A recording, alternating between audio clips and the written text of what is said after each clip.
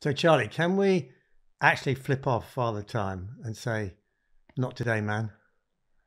I 100% categorically believe that you can slow that aging process down in so many different ways. So, massively, it's going to start with your mindset that you want to slow it down, that you want to live more presently, and you don't want to think that it's just, it goes downhill. As soon as you say that, that's your energy, that's your existence, that's how you're going to feel every time you wake up. Welcome to This Is You. I'm Bern Edwards, and here we try and unravel the very secrets of life itself. In this episode, I welcome Charlie Walker-Hebborn, and Charlie is a fully qualified personal trainer. She's a winning female bodybuilder, and whereas most personal trainers start from the outside and work in and never quite make it, Charlie starts from the inside. So, Charlie, can we actually flip off Father Time and say, not today, man? So, John here. So when you say Father Time, what do you mean? I mean, we're all getting older a day at a time, and the clock's ticking, and it all goes one way, which is eventually downhill. Can you, in your industry, can you see, have you experience of ways in which that just can be slowed down, halted, maybe even reversed?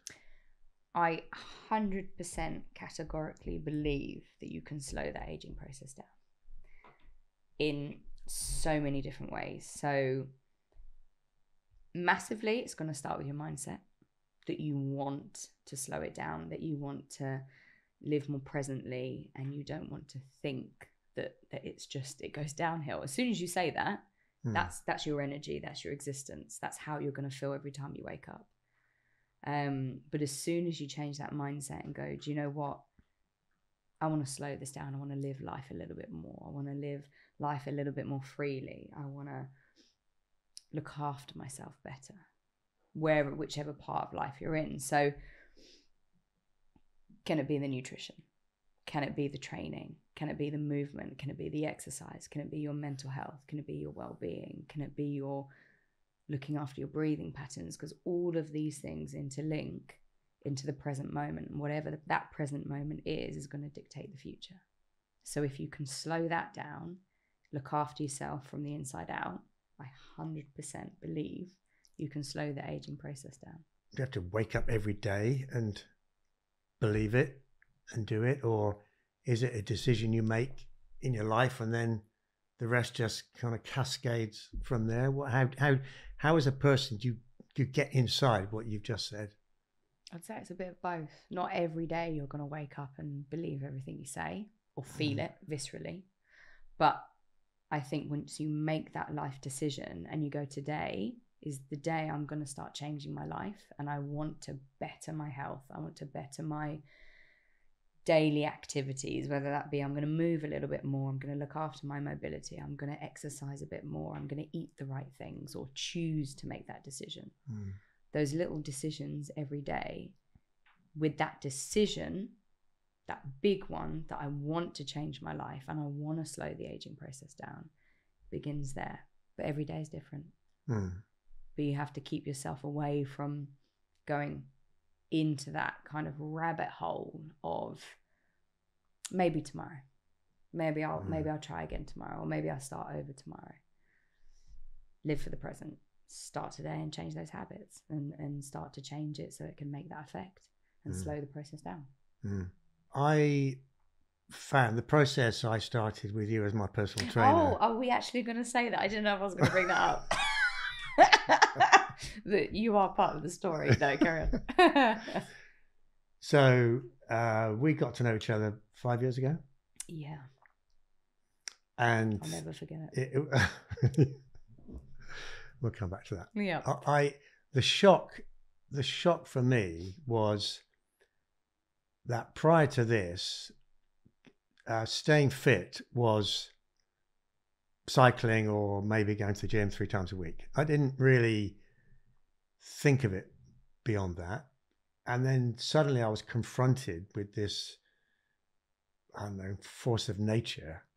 You gave me no choice. Well, I guess my choice was to walk away and go somewhere else.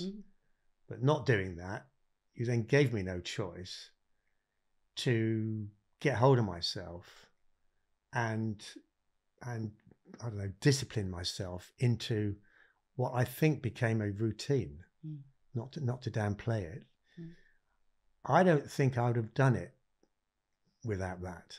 And it's, which says to me, and I still find it difficult, you know, I still have to talk to myself. It's actually quite hard. But that's it. The key is routine. The key is routine, consistency, discipline, commitment. But all of that is commitment to you, to yourself. And then you've just answered the next bit. It's all about self-talk. So those two things are routine and self-talk, with the decision that you made, obviously with me being the accountable one, or you being accountable to me, was I want to change my life. I want to better myself, or whichever context you used in that self-talk.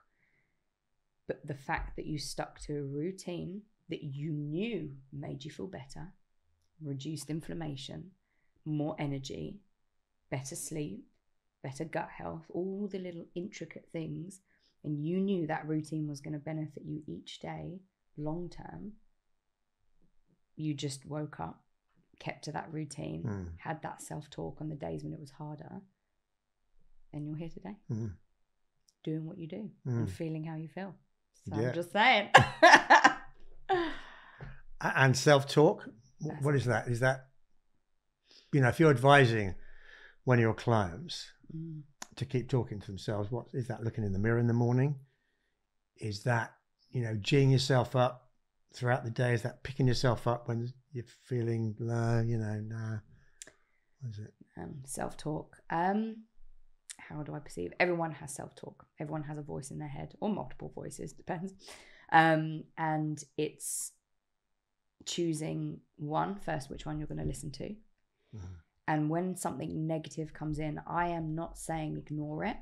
I am not saying when you wake up in the morning and you feel low and you can hear those negative thoughts or that negative voice spinning around, oh, I just feel tired today, I don't want to do it. You go, okay, I acknowledge it, and I'm going to sit with it, and then I'm going to change that talk. I'm going to change that voice. I can do it today. I'm going to do it today. And then it's kind of a moment of ignoring how you feel, because feelings go away. But what you do will change long term, right? So then talking to yourself, and it doesn't mean, look, you can look in a mirror if you want to. It's a little bit awkward when you're staring yourself in the face and you're like, so today, no. But you can if you want to. Or is it just sitting with yourself, or when you're stirring your black coffee in the morning, which is part of your routine, and you can hear that voice, it's going, okay, but I'm going to do the next thing I need to do today. I know how I feel, but I know it will change. And I know it's not going to stay forever. And I think words are powerful. And what you say to yourself is powerful. And trust me, we all say negative things to ourselves. But it will affect how you feel. It will affect your mentality. It will affect your mood. All those things can change. So that's why I believe self-talk is one of the most important things. But there are loads of ways to do it. But we're all different. I force myself to say things just to try and shift if I'm feeling low. It's a bit bizarre, isn't it? Because our brain belongs to us. Okay, my brain belongs to me, but we don't actually control what it says to us. No. And often, as you've just said, it doesn't actually say the nicest things. It doesn't appear to help. So somehow you're trying to find, you know, this part of your brain is saying negative things. You've got to find another part of you that says, nah, I'm not listening to that. Sorry. Yeah. And like you say, as you did previously, routine. Habits. We are creatures of habit. Create the habits that give you the long-term benefit. Yeah. So a minute ago, you said something which struck me, which I think sounds so normal, so forgettable, that you'd hear it and you'd move on as though nothing happened. But it struck me really deeply, which is that you drew, I think anyway, you drew a distinction between motivation, feeling, yeah, I want to do this, you know, it's going to be great, isn't it, you know, and the discipline, I'm going to do it. I've got to do it. I've told myself I'm going to do it.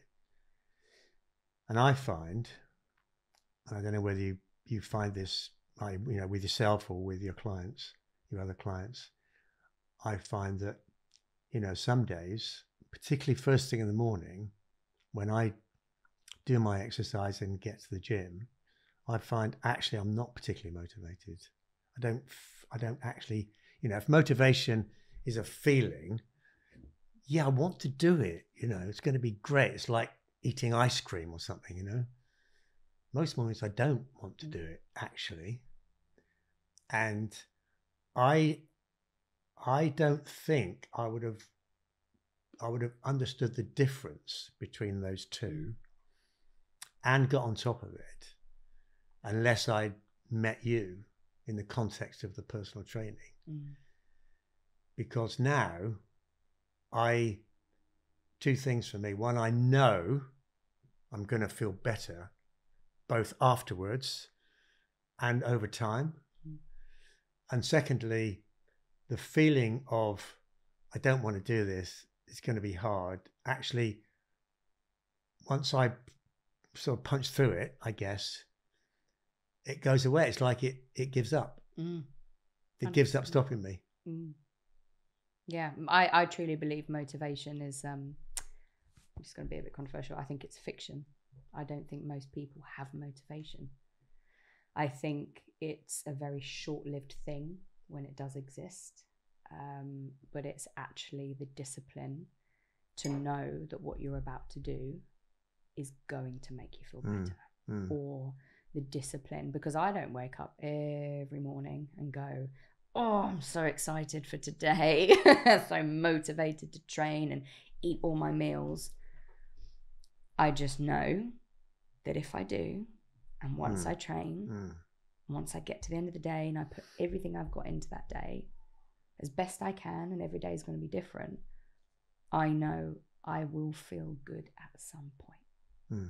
But motivation, I just don't think. I think it's something that's been made up. Does that make sense? Yeah. I don't think it's actually something that we all feel every day. Yes. When you have a group of people and you all kind of that energy and there's a room full of you and you all want the same thing and the same goal, and that energy in that room, you're all just like suddenly really excited, like, oh my goodness, yeah, let's, example, not the real order, but let's go run a marathon because everyone in that room wants to. But then take everyone out of that room, put you back in that room, you go, okay, you're going to go run that marathon. Do I have to? Maybe not. Right? So I think that's where the biggest thing is I don't think it's about motivation. I think it's about when you're in that room by yourself, maintain that routine, maintain that discipline, because eventually you're going to feel good for it. We know the benefits that are going to come from it. Yeah. I think it's something really deep there, because in my business world, I occasionally go to conferences. We get a motivational speaker to turn up. They all sort of say the same thing, but they're very, very good at whipping you up and make you feel good. Oh yeah. You feel challenged. Half an hour later, the air seems to have gone out of it. Yep. And unless you can find it in yourself to do what you said, it's the half-life of that sort of motivational experience is quite short. Oh, definitely. And I think that's where people struggle. It's okay, I'm there when you come for your session, but I'm not there 24 hours a day, 7 days a week.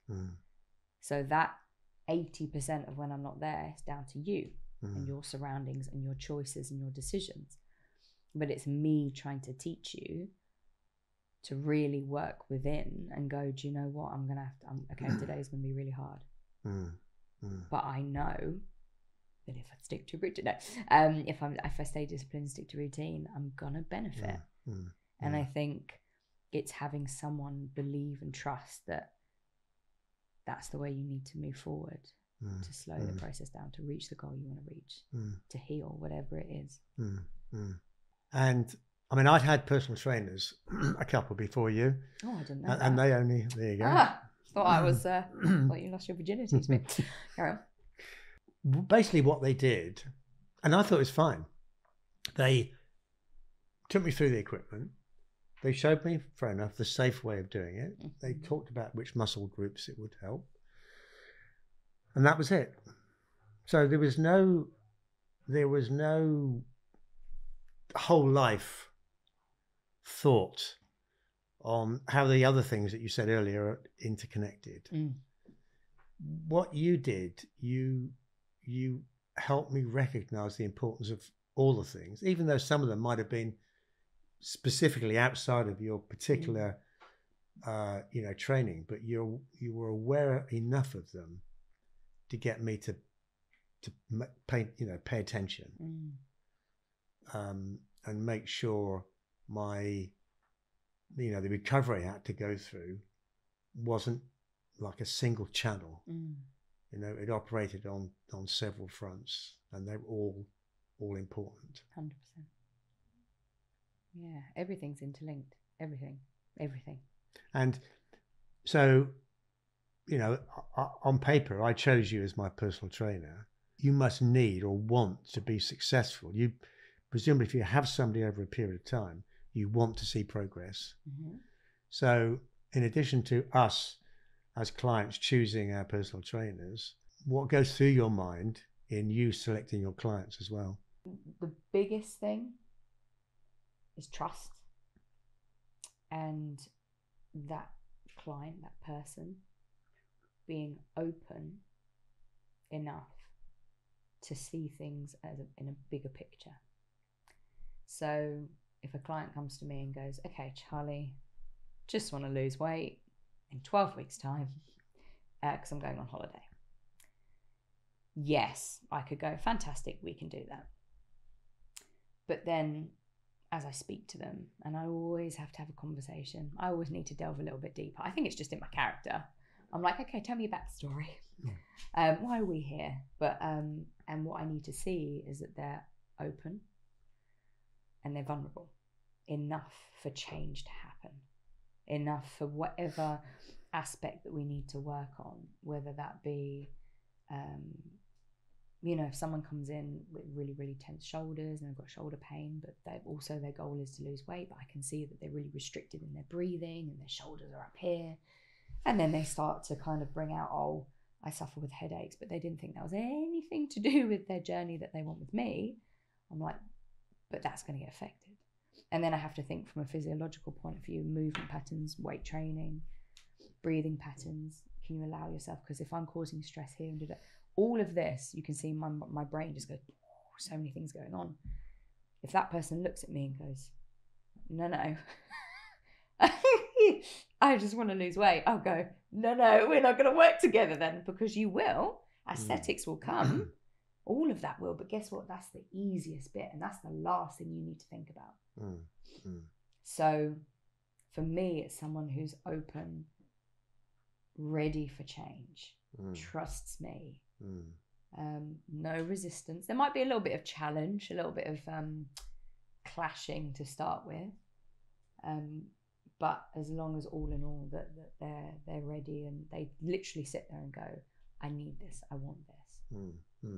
So actually they because that's a lot over and above, I want to build some strength or I want to lose weight.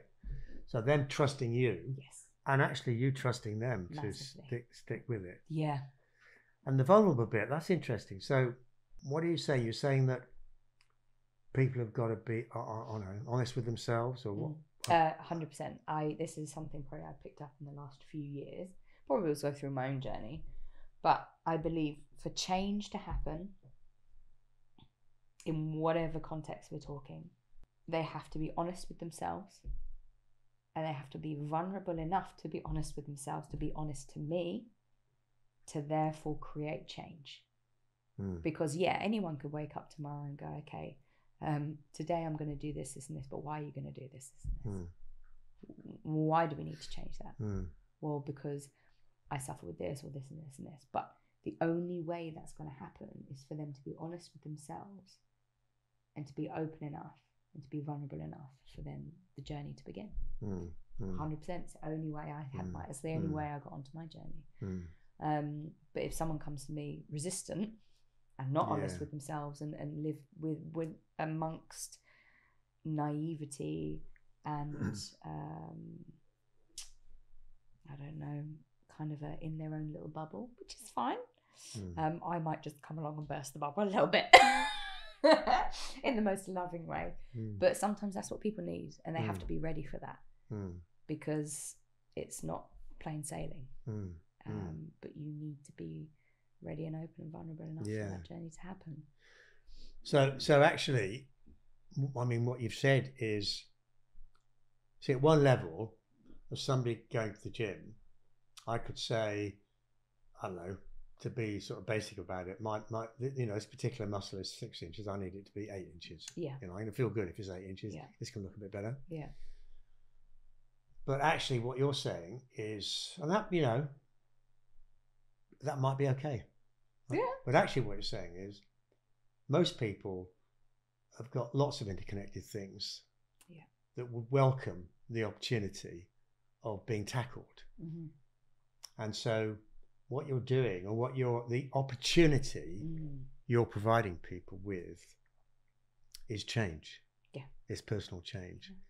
That's going to connect with other issues that they've got going on, which if they don't give themselves the opportunity, you know, be vulnerable to address, then the thing they thought they were coming in for, it might just be achieved, but it probably isn't going to deliver the life benefits that they could really do with if they faced up to it and grasped it with both hands. You know, and just to say, like, I absolutely love if I have a client come in and go, just want to grow bigger muscles. But then I'll go, okay, fantastic. But we're going to have to look at your posture. What's that going to relate to? Your breathing. What's that going to relate to? Anxiety, stress, depression. Where do those things exist? Yes, because your shoulders are too tight. You need to address that, because then that muscle's not going to grow correctly if we don't address that. Sometimes I'm the person they really don't want to see. But I think, it's just always going to come back to vulnerability, to be open enough for change. That is the end goal, and everyone's goals are different. And I have had situations of resistance, and I have 100%, no word of a lie, sat down and gone, I can't train you. And the look on their face, and they're like, what? And I'm like, this isn't about money for me. This isn't about me taking your money. This is about your journey, and if you're ready for it. And and the thing is, I will look like the enemy if they're not open to it and they don't feel vulnerable enough, because I will look like that person that's probing and intruding and, you know, are you okay today? Yeah, I'm fine. You're not. I can tell. Your shoulders are up to your neck. You're not breathing correctly. Okay, I can't train you then. Let's just say I can't train you back. Well, why? Because your chest isn't open enough. I'm going to have to mobilize you. Well, I haven't come to you to mobilize. Okay, but that's the journey we're going to have to take, because I'll cause you an issue in long term, because I know how the body works. Let's go back to science. So I'm always working in that way of holistic and energy and your whole being and your wellness, if people want to call it that, because some people don't like energy and all that holistic because they think it's mumbo jumbo. But anyway, that all interlinks into your training. So I truly believe deep down my clients pick me. But there are times where I always have to have a conversation. I got to sit down. Let's talk. I'm not going to take you on until I know you and you know me. And am I going to give you what you need and want? Do you feel safe in my presence enough to then trust the process? Oh, that was deep, wasn't it? Yeah, very deep. Charlie, could you pull your mic a little closer to you? Yes, I can. I'll do that for you. Thank you. Just, I'm just seeing it going. Yes. Perfect. Thank you. Yeah. So, why do some clients give up? Oh, okay. There was something that I read recently, and it was all about your life experience and that everything is a reflection of you. And I believe that sometimes I'll get a client and we'll have the chat and it's perfect. And I'm like, we've connected, you're ready, you want it. And then let's say we're halfway down the journey, and all I've done is put a mirror in front of them. Let's say hypothetically, I haven't actually got a mirror. Well, we do, because we have loads of mirrors in the gym, but let's say hypothetically. And now they're finally, for the first time in their life, seeing themselves in every light. And they don't like it. And they don't want to see it. They're angry. That's the they're moment, upset. isn't it? Yeah. And then the finger gets pointed at me. Because then they're projecting. They're upset. They don't want to see that. They don't want to accept it. And then it gets to this point of now everything's hard. Everything's hard work. I don't have time. I can't afford that, or which is the thing, but in the sense of these things now come up. Everything's hard work. I can't get up in the morning. I don't sleep enough. I've got this. But that wasn't there when we started. But now everything's come to the forefront and they can see all those areas. It's now become hard work. And then for them, the easiest thing to do is run. All we know as humans, let's be simple here, is fight or flight. Yeah. Come to me, we're going to fight a little bit. But I don't want you to run away. I want you to confront it. I want you to go through the process and trust me. And some people get halfway through. I'm not ready. Yeah. I don't want to do this. It's too much. So there's a quote, I'm not going to be able to remember who said it. Sam Levinson. Anyway, probably got the name wrong. But the quote goes something like this: don't watch the clock. Do what it does. Keep going. Yeah. That's it. That is it. But it's to remember that in those moments when, it's going to get hard. Life's never been easy. Like when has life ever been easy? No, if anyone can tell me that. Jeez. But challenge is what makes us stronger. Challenge is what makes us grow. We only ever evolve. Clock never goes backwards. It can't. We only ever move forward. There's only evolution. You can't prove to me that we can go back into the past. No. So I guess for me, it's people give up when they feel it gets too hard, you know. Or they, as you said, they've confronted something, maybe about themselves, that actually they didn't like. But maybe to get control and to make the progress they want in life, which might affect everything they do, comes a time when you have to face up to it. Oh, 100%. And I've never found it when people have given up, and I have had people, give up. Or, no, I can't say that it's not that I've given up on a client, but it's like you put the pause button on. Yeah. And you just hope that at some point they wake up and they go, okay, something's got to change. And that's all I hope for them in that way. But I believe that most of the time my clients are drawn to me for I'm the right person. But yeah, so. Yeah, you talk about routine. Over time, I mean, sometimes it takes me a while to sort of listen to what you're saying. Yep. I obviously know best, it's just crazy. But, yep. So the routine bit has definitely got me, because I find actually my body just needs a routine. It's basic as that. And if I stick to the routine, which includes time to bed, time to wake up, what I do first thing in the morning before I leave for the gym, the food I eat, the time I eat it, all those things. Sometimes life disrupts that. But I found that my body and mind responds very positively to sitting with the routine, which for me makes the rest of the time during the day much, much easier, more enjoyable. Yep. But you've picked a routine that benefits your body in every way. Yeah. Because everyone can have a routine, Yeah. but it doesn't mean it's the right routine with the right habits. Yeah. So, like we always know, we're creatures of habit. So it's you going, okay, if I get up in the morning and I mobilize my body because I wake up and I'm stiff and I'm sore, okay, I'm going to be able to move better for the rest of the day. Also, you've done movement, you've got the blood flow. Yeah, so it wakes us up. Then you've got, okay, I'm going to have my breakfast because I need to nourish my body because I'm going to train. So all these things, are benefiting you physically, mentally, because that's what you just said, and actually emotionally, because then for the rest of the day, you're going to be running off emotion multiple times a day. So, and therefore, what you're saying is you're then stronger mentally and more resilient to deal, because the day, as you said, you often have to confront not very pleasant things. 100%. And therefore what you're saying is you're mentally stronger and more resilient to handle those things. Oh, definitely. Even training itself creates that. Yeah. I think the one thing I've learned amongst routine, and amongst that routine is training hard and correctly, of course, is actually when you're pushing your body to limits that you can control, but it's hard work. It's actually going back to why people may give up, because it's hard work.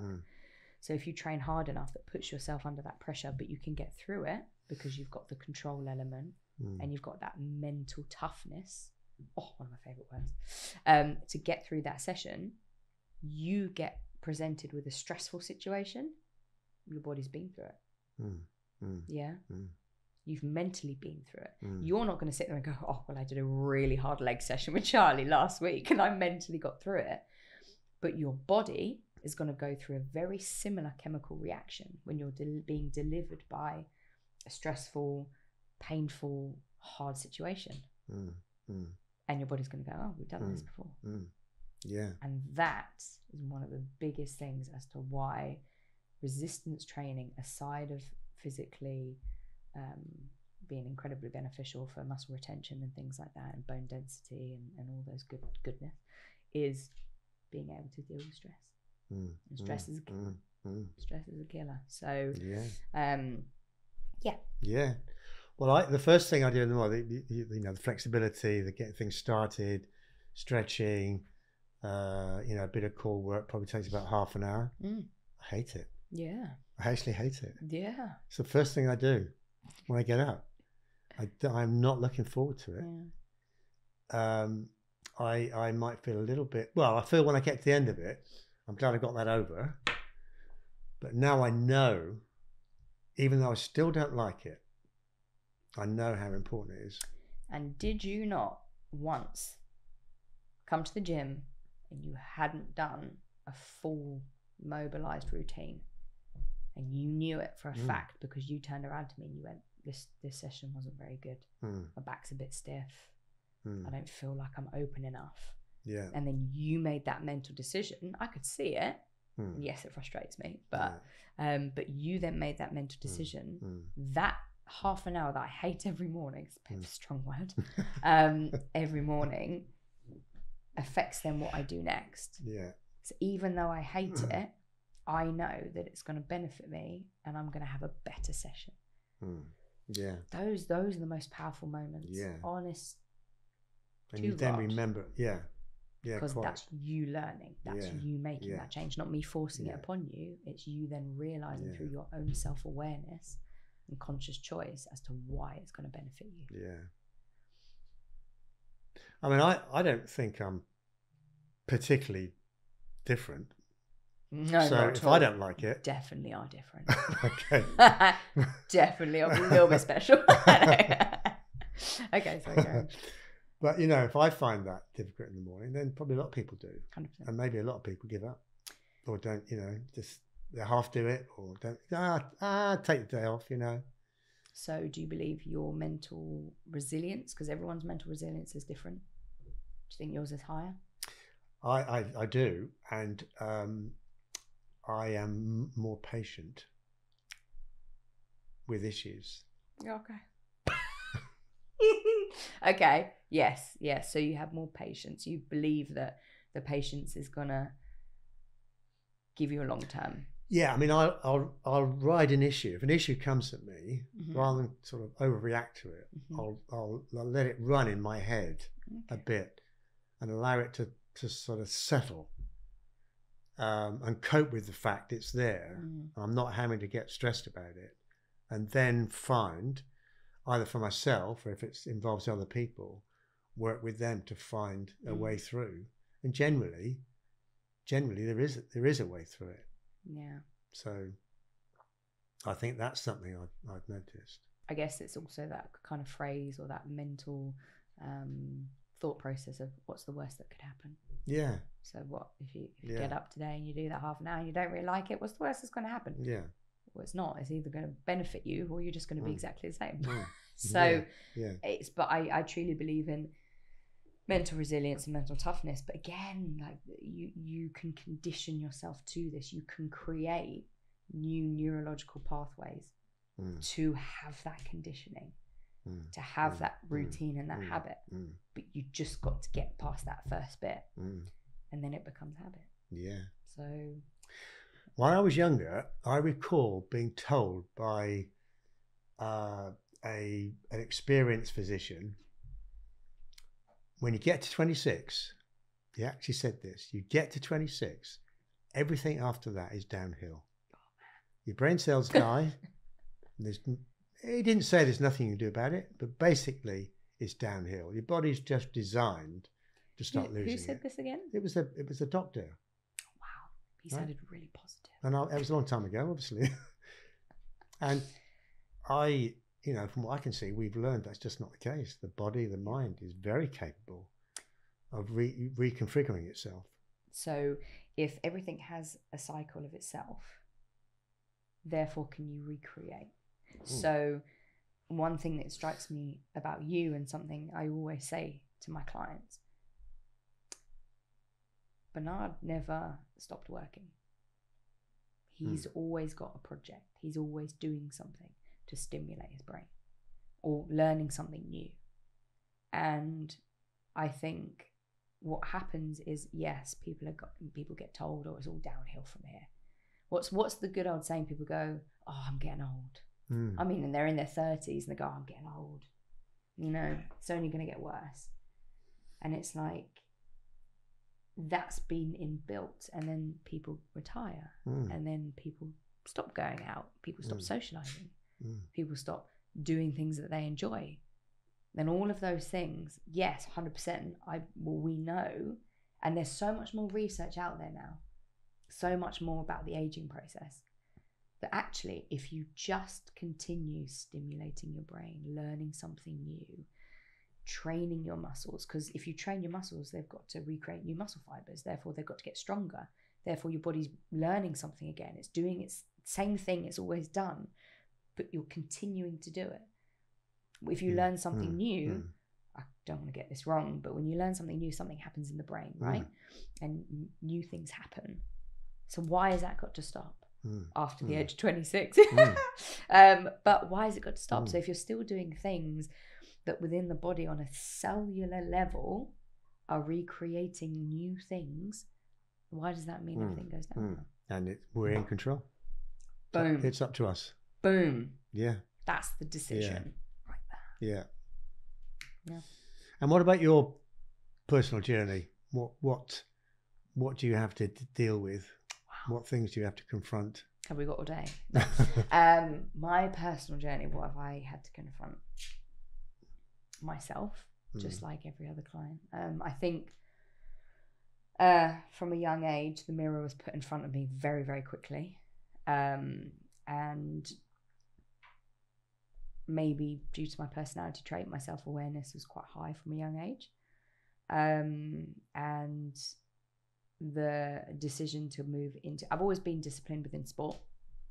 Woke up 4 o'clock in the morning, got taken to swimming training, swam for 2 hours, went to school, fell asleep at school. After school, got taken to swimming training, swam for another 2 hours. That was 5 days a week. And then at the weekend, we'd go and do a competition. That's all I knew, really. It was routine. Oh, funny that. And discipline. And then I kind of came to a point in my life where I wanted to do more. I Mm. wanted to go to drama class, and I wanted to socialize. Well, not that I was a social bubble, but person. But I wanted to do other things. And then life's events happened, and I realized that there was a thing called vulnerability, and I didn't understand it, but I knew it had been taken away from me, and I didn't like it. Young woman, didn't like it. So I figured out that, well, if I can become really, really strong and I can train really, really hard, then I'm somehow protecting that vulnerability. So I walked into a gym, found that I had discipline, found that I had commitment to sport, and I found that this particular sport gave me strength and gave me opportunity as a woman to, we go really deep, but become an equal to a man. That's genuinely why I started. But guess what? That mirror came up straight in front of me, and I was like, ooh. And it created more problems than it did anything else. But to this day, my therapist said, that's what made you, that's how you survived. That's what kept you going. And I was like, oh, yeah, it did. Because it was routine. Because if I didn't have that routine, I would have sat in my room and I would have been not well. So that routine and that discipline within that sport gave me that. However, being a female bodybuilder 10 years ago, young female, social media didn't exist, but people do. And people with their opinion do. And it wasn't the norm. It was not the normal. Like, you were a subculture. You were within that gym and there was a little group of you and we train hard and we get sweaty and we're not pretty. And that was fine. And I competed and I did all that. And then I found that I really enjoyed fitness and everything within that. But I found that female bodybuilders weren't perceived feminine. So I had that to come up against. Mirror came back up again. Well, why did I not want to be perceived as feminine? So all these continual questions on my journey were coming up.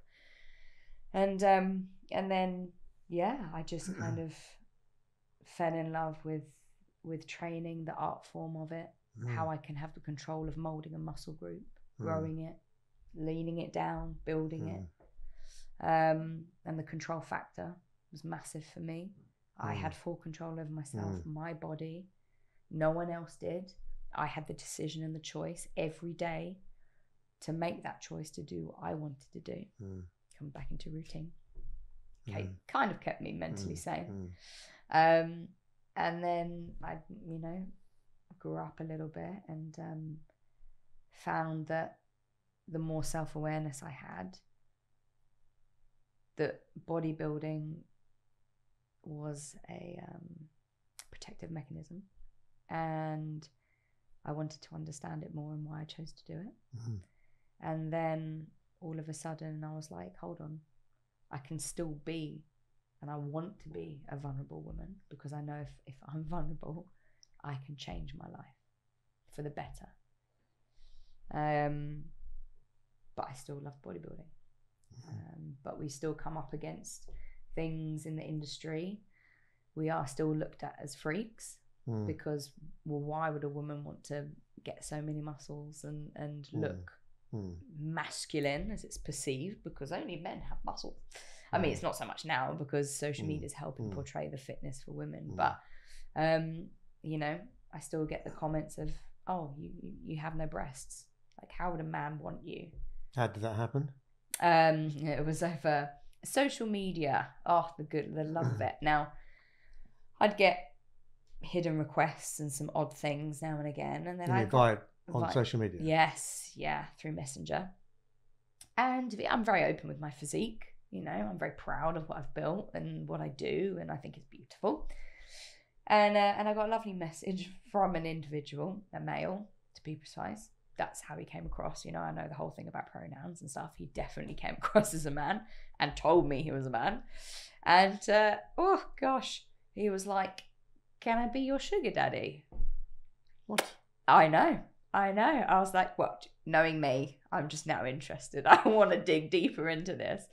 So I thought, you know what? I'm going to do research and I'm going to find out what this is and what it is and stuff. And I was flipping it on its head and I was asking 101 questions. And then I was doing research in the back and I was like, it's definitely a scam. And then I came head to head with it and I was like, right, you're scamming me. You want personal details. Enough is enough. As soon as I did that, turned around, he got a picture of me on Instagram from my profile, which is public, but that's my choice, and went, you have no breasts. How's a man ever going to want to marry you? And Nice. I was like, okay, cool. This is fun. But to me, clearly one that's of an opinion of a very narrow-minded male. 2, he's not liking rejection, so abuse is the way forward, right? Clearly. And obviously we're going back to the idea of what a woman's supposed to look like. You know, why is a woman supposed to have boobs?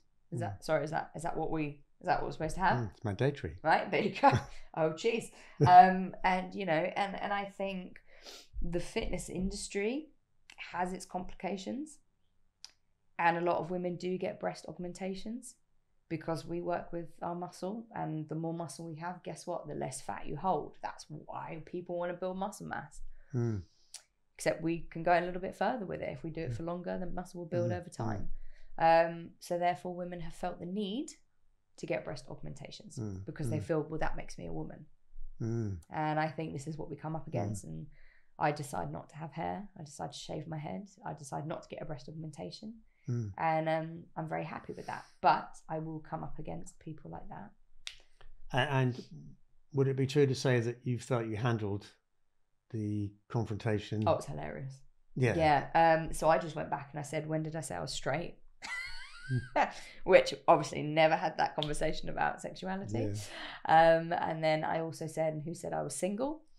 And which obviously they didn't come back to. And then they said something like, oh, you're going to, oh no, I did stir the pot. I went, I probably have more testosterone in my body than you do. And then I said, I probably have more muscles that you could even imagine or have your own. So then he said, oh, you probably punch your husband. And I was like, this is very weird.